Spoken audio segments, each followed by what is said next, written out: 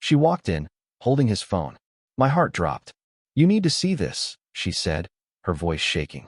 I couldn't breathe. She handed it to me. The text was clear. "I can't wait to see you tonight." From her trainer. I stared at the screen, feeling the world collapse around me. The betrayal was worse than I imagined. But what I didn't know? It would change everything. I thought I knew my wife. After all, we'd been together for over a decade. But as I sit here reflecting, I realize how little I truly understood about her, and just how much I missed. It wasn't one big thing that alerted me. It was the small shifts. The kind of things you brush off until they pile up so high you can't ignore them any longer. Her name is Jessica, and we've had a great run. At least, I thought so. There was a time when every evening felt like an event. We'd share stories, laughter, long dinners, and shared glances over wine. But lately, things had started to feel different. And it wasn't me, or at least I didn't think it was. We'd been going through a rough patch. I was focused on my work, trying to climb the corporate ladder. But in between all the office drama, there was Jessica, my constant, my support. She'd always been the life of the party, the social butterfly that could turn any room into a haven. But something had changed, and it felt like it was happening in slow motion. I remember the first time I noticed it clearly. We were having dinner one night, nothing out of the ordinary, or so I thought. But there was this distance in her eyes, a space between us that hadn't been there before.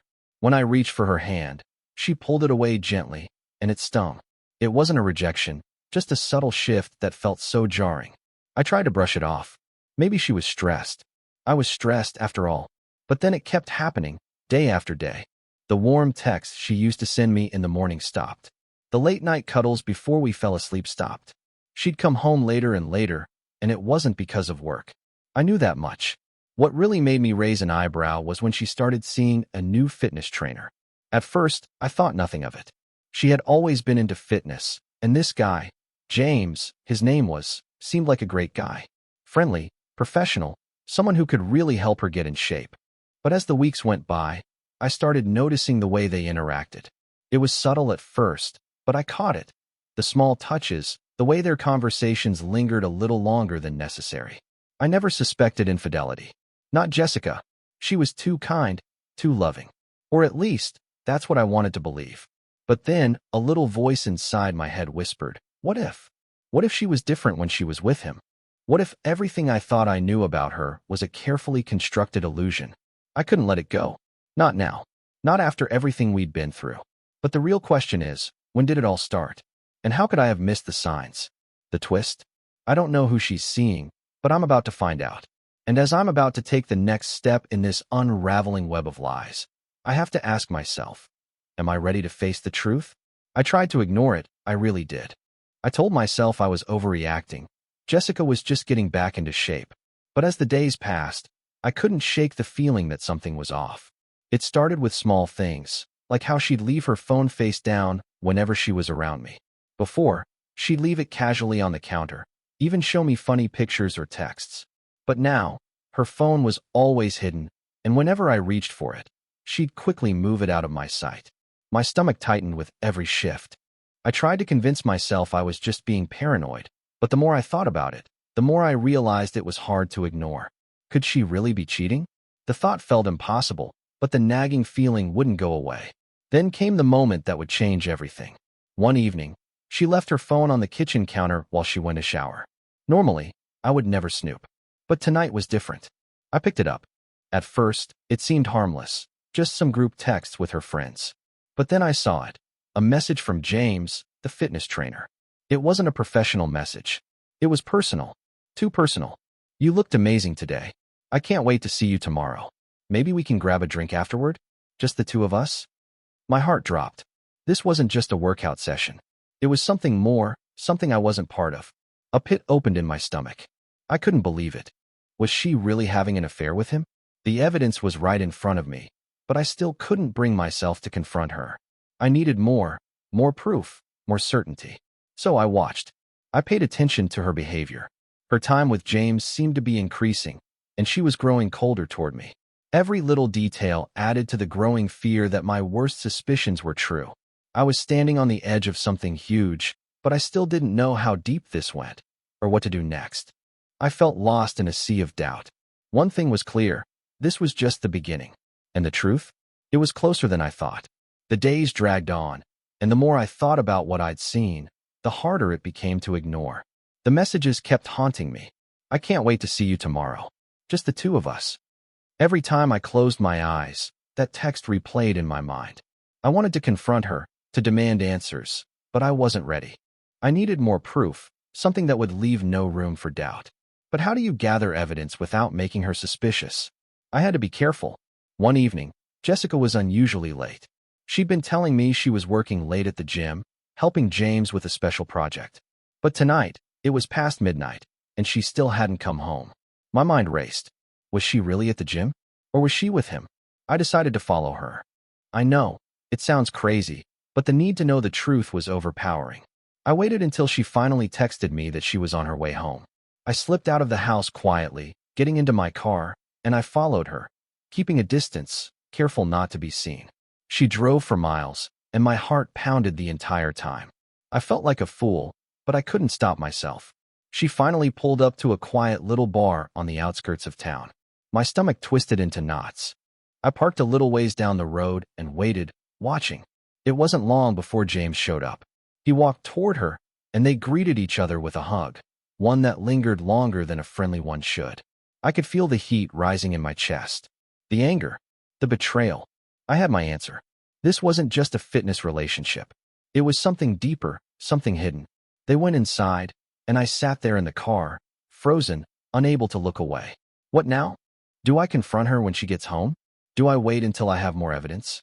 I wasn't sure, but one thing was certain. Everything I thought I knew about Jessica had just been turned upside down. The walls were closing in, and I couldn't escape the truth anymore.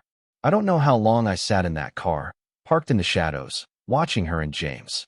It felt like hours, even though I knew it had only been about 30 minutes.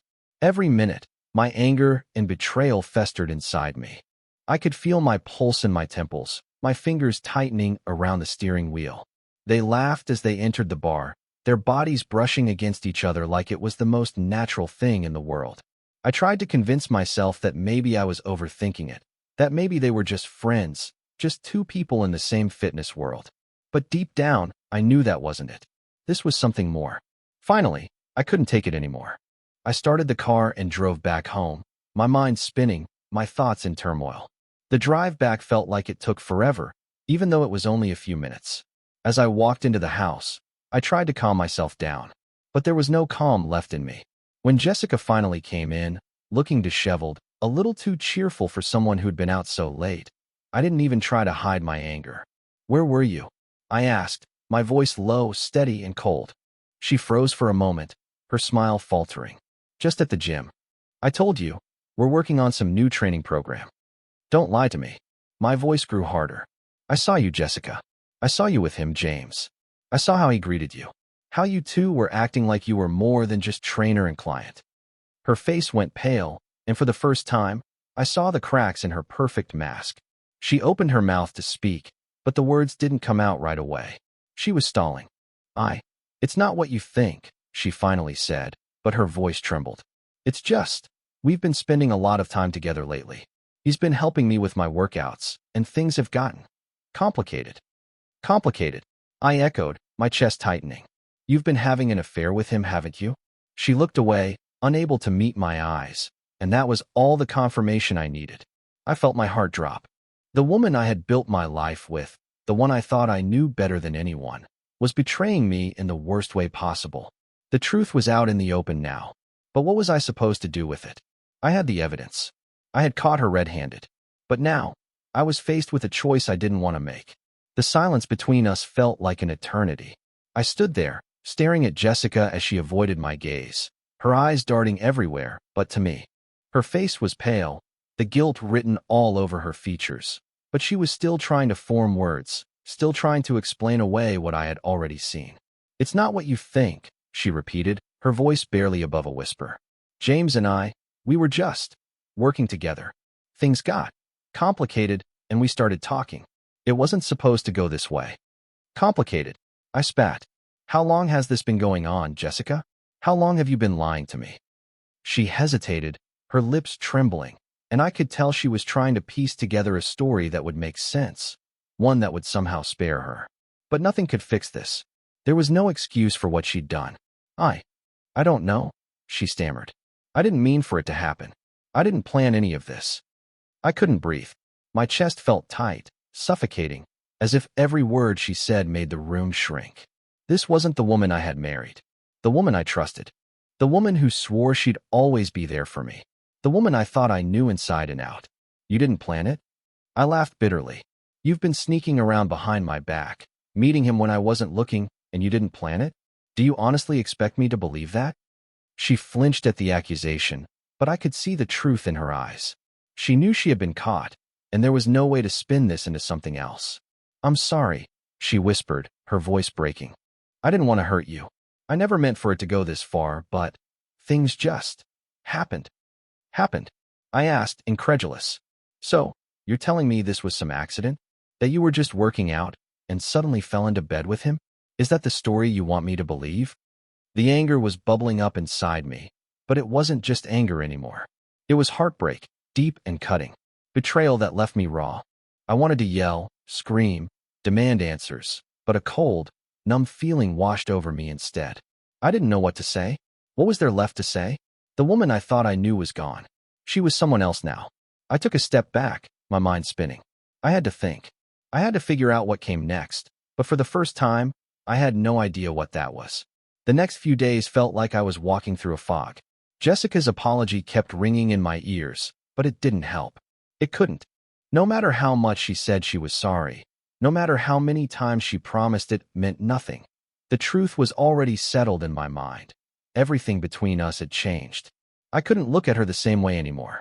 The warmth, the affection, the shared history, it all felt like a lie now. Every moment we had spent together, every "I love you" she had whispered to me, suddenly felt hollow, like empty words meant to cover something darker beneath the surface. I stayed in our bedroom most of the time, alone with my thoughts. The house felt too small, too quiet. Her presence in the living room, making dinner as if nothing had happened, was suffocating. I couldn't even look at her without feeling the sting of betrayal. The way she moved around the house, so calm, so unaffected, it was like she hadn't just shattered the foundation of everything we had built. Jessica tried to talk, of course.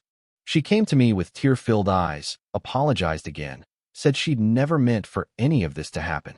But every time she did, it felt like more of a performance, like she was saying the things I needed to hear, but not really understanding the weight of what she had done. One evening, she came into the bedroom after dinner. I had been staring at the wall, unable to focus on anything. She sat beside me, reaching out to touch my shoulder, but I flinched away. Please, don't push me away, she said quietly. I know I've hurt you, but I want to fix this. I want to make it right. I shook my head, not sure what to say. I wanted to scream at her, to tell her how much she had destroyed me, but the words wouldn't come. Instead, I stood up and walked out of the room. I don't know if I can forgive you, I muttered, more to myself than to her. I could hear her sobbing behind me, but I didn't turn back. I needed space. I needed time to figure out if this was something I could fix or if everything was truly beyond repair. And somewhere in the back of my mind, a question kept echoing. Was this really the first time? Because if there was more I didn't know, if there were more lies I hadn't uncovered yet, I wasn't sure I could handle it. The silence between us grew thicker with each passing day. Jessica seemed desperate to talk, to fix things, but I couldn't bring myself to listen. What was there left to say? I'd seen the betrayal with my own eyes. I knew now that the trust one had placed in her was shattered. And trust, once broken, doesn't just repair itself.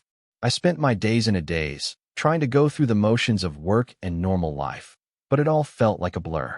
The weight of the situation hung over everything I did. At night, I couldn't sleep. My mind replayed the images of her with James over and over. The way she smiled at him, how comfortable she seemed with him in a way she hadn't been with me in months. I tried to keep myself busy, pushing the thoughts aside, but they always crept back in. And then, one evening, things took a darker turn. I was sitting in the living room when I overheard Jessica on the phone. I didn't mean to eavesdrop, but the conversation caught my attention. I can't keep doing this, she said, her voice trembling. I can't lose him. He's everything to me. My heart stopped. For a second, I thought I misheard, but no, she was still talking. He's not going to forgive me, James. I've ruined everything. But I love him. I love you, too, but it's different with him. It's always been different. The words hit me like a punch to the gut. She wasn't just apologizing for what she did. She was confessing that this wasn't a one-time mistake. She was in love with him. I didn't know what to do.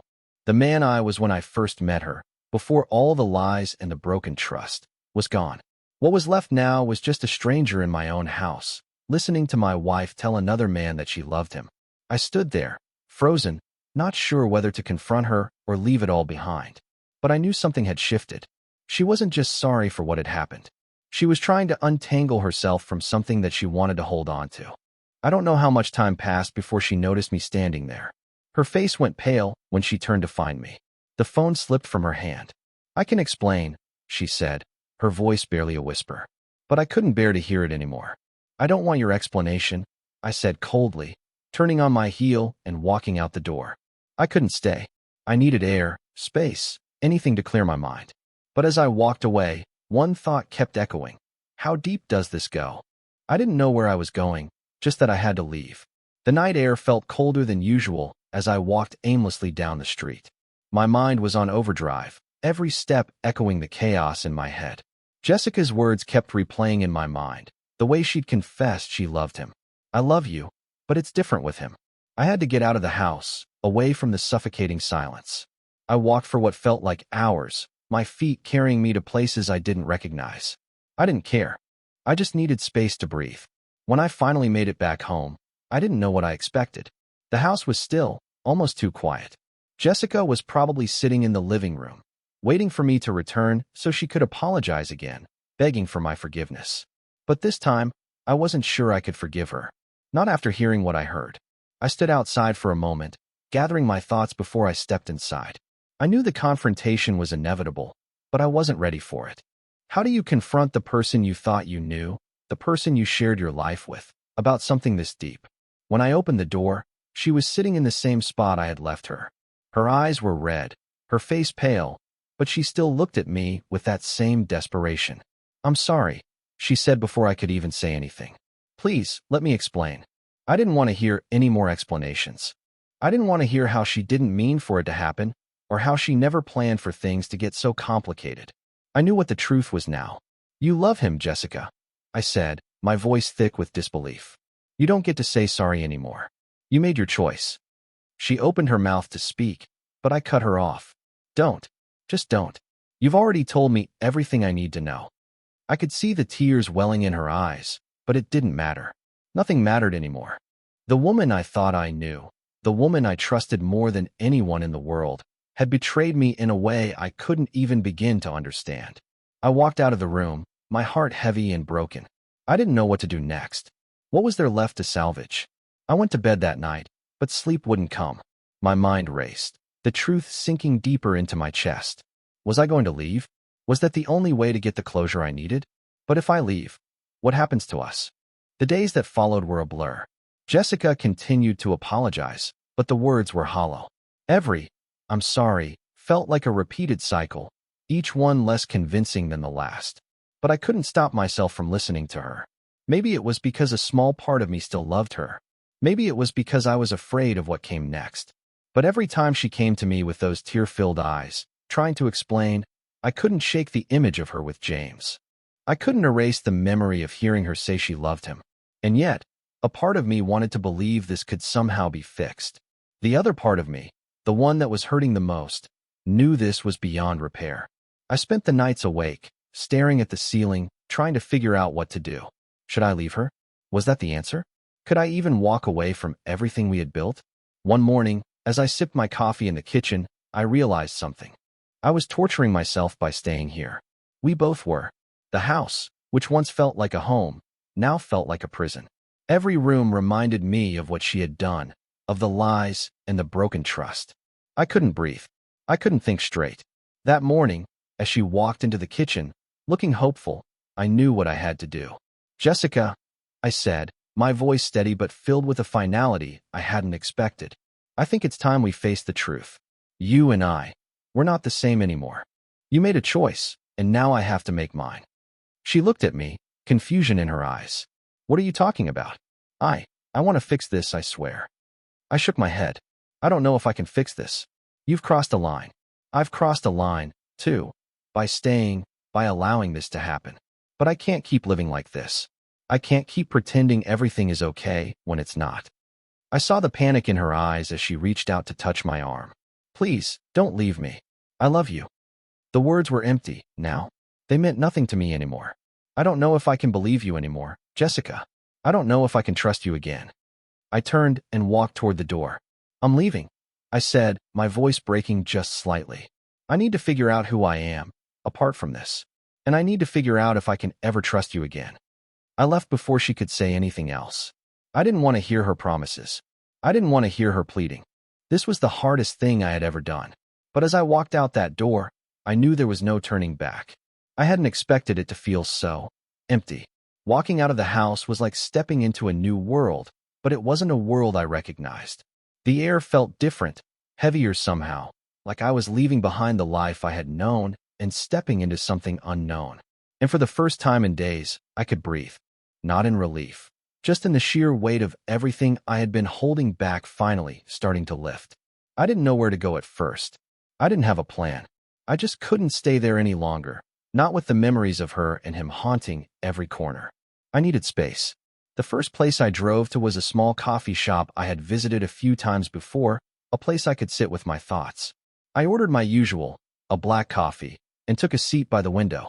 The sounds of the busy street outside almost felt comforting, like the world was still turning, still moving forward, even if my world felt like it was stuck in place.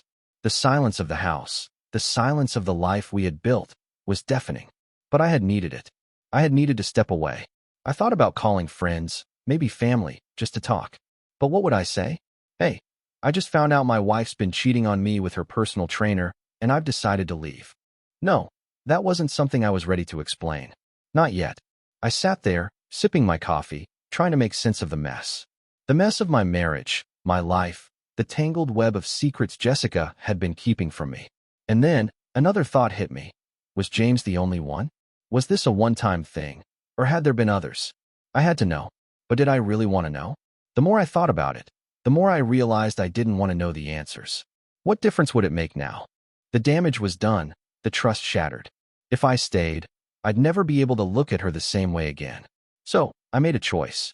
I was done asking questions. I was done playing detective in my own life.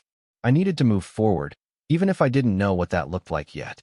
When I got back to my apartment, it still felt strange. The space was empty, but it felt less suffocating than the house. I unpacked my bags, put everything in its place. And then, I realized, this was my life now. And I didn't have to explain myself to anyone. But what came next? That was the question. The hardest part was yet to come. The days that followed my departure felt like a strange limbo. I wasn't at home, but I wasn't truly anywhere else either. The apartment was quiet, unfamiliar, but the silence didn't bring peace. It only reminded me of what I had left behind. Every time I tried to settle into this new life, it felt like I was still stuck in the wreckage of my marriage. I kept replaying everything that had happened. The late nights, the awkward silences, the messages. I thought about Jessica, about the person I used to know, and I couldn't reconcile her with the woman who had betrayed me. I wasn't angry anymore, not in the way I had been. I was something else, hollow. The anger had turned into a quiet kind of sorrow, a deep ache that wouldn't go away. I didn't reach out to her. She hadn't tried to contact me either, and I was okay with that. I needed space, but I couldn't stop wondering how she was handling it all. Was she still with James? Was she regretting everything? Or had she already moved on, convinced that she had done nothing wrong? I tried to keep busy, focusing on work, catching up on the things I'd neglected during the months of emotional exhaustion. But nothing felt normal. It was like I was still waiting for something to change, as if one day I would wake up and everything would go back to how it used to be. But deep down, I knew that wasn't going to happen. The damage was too far gone. Then, almost a week later, I got a message. It wasn't from Jessica. It was from James. I stared at the screen, my heart racing. Why was he reaching out to me? The message was simple. We need to talk. I stared at the words for a long time, unsure of what to do. Part of me wanted to ignore it, to leave everything in the past where it belonged. But another part of me wanted answers. Why now? Why after everything? I hesitated for a while, weighing my options. But the truth was, I didn't know if I was ready to hear anything else. Could I handle hearing his side of the story? Was there anything left to salvage from this mess? I closed my phone, setting it down on the table. The reality of what I had done, what she had done, was settling deeper into my chest. I had made my choice, but was it the right one?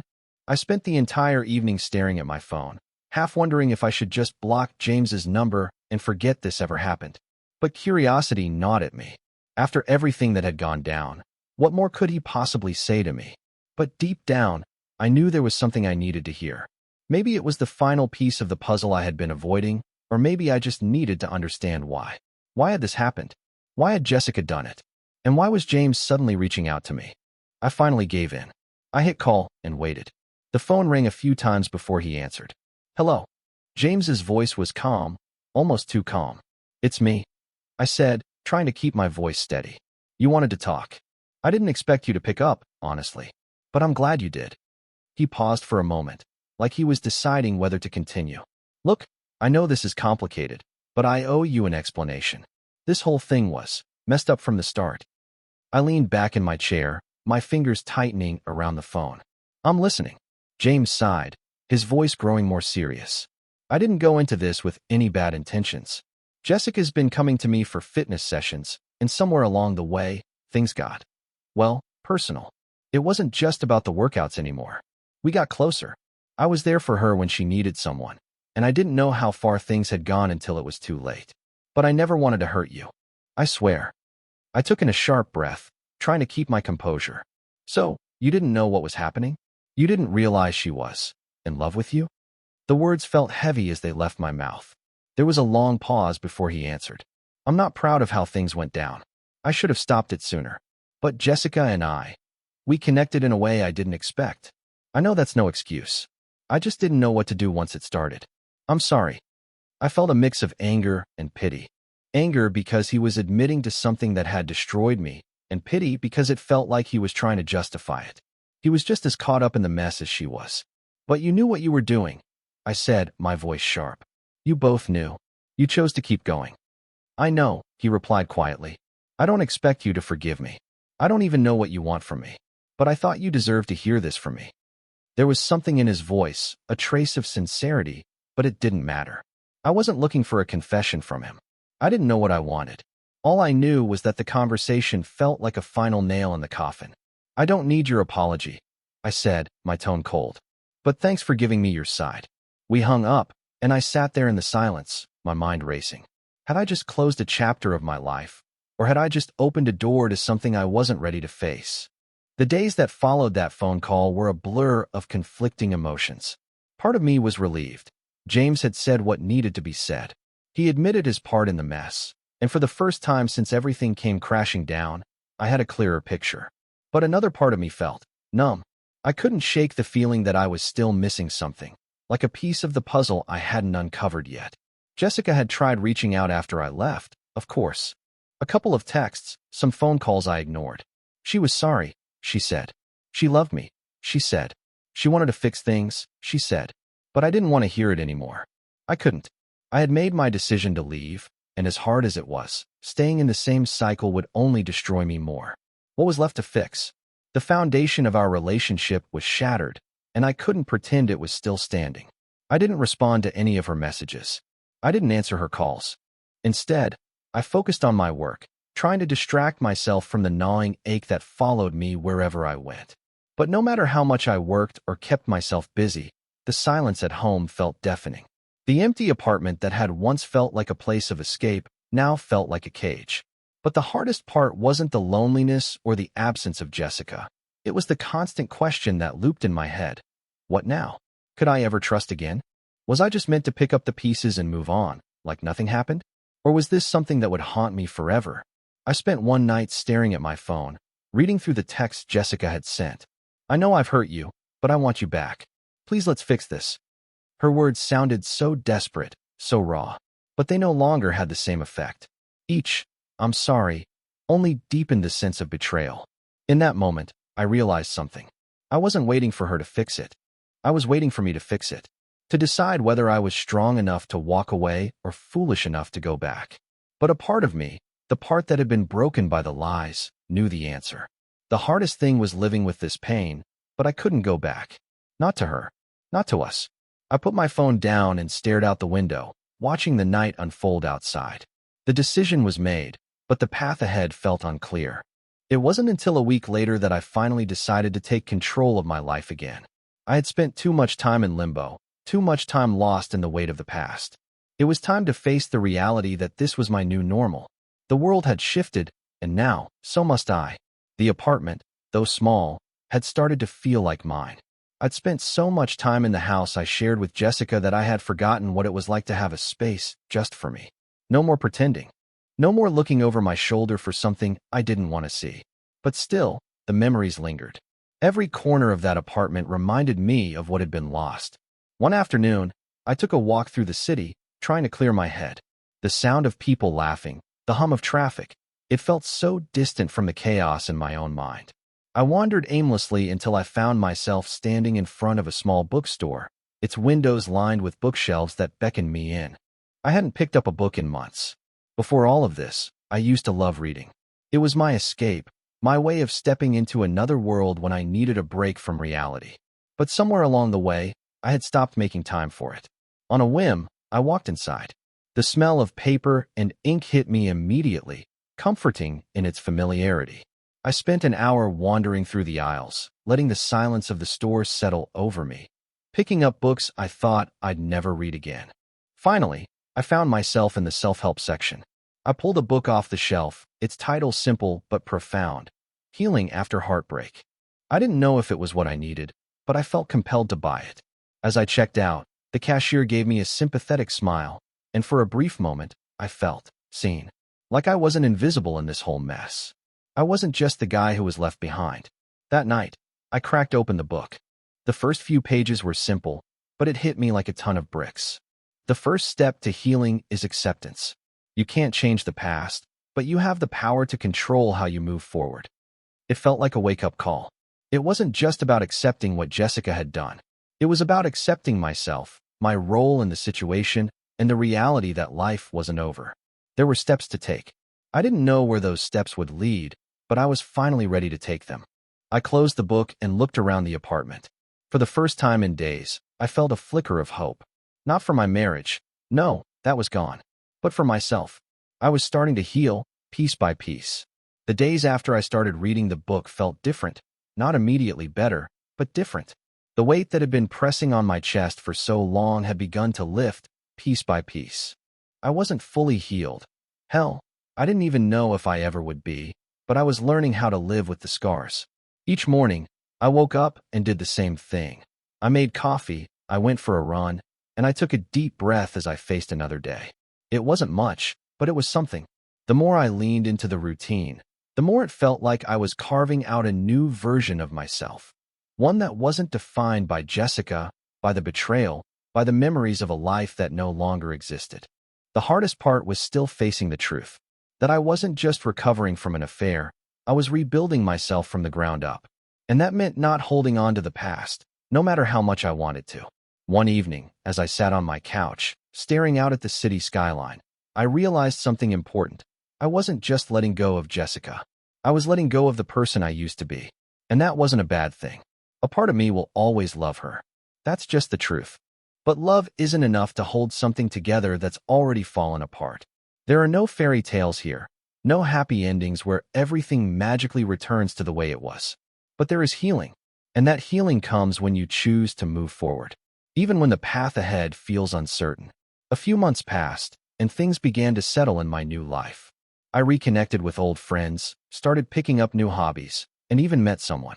It wasn't serious, not yet, but for the first time, I was open to the possibility of something new, not as a way to replace the past, but as a way to embrace the future. Jessica tried to reach out a few more times, but I knew I had to let go of the idea of reconciliation. I couldn't keep living in the shadow of our past. I had forgiven her, in my own way, but forgiveness doesn't mean you let someone back into your life just because they ask. The truth is, I'm okay. Not perfect, not healed, but okay. And that's more than I ever thought I'd be after everything. The past still stings, but I've learned how to live with the pain and make peace with it. The future is still unwritten, and that's a chance I'm ready to take.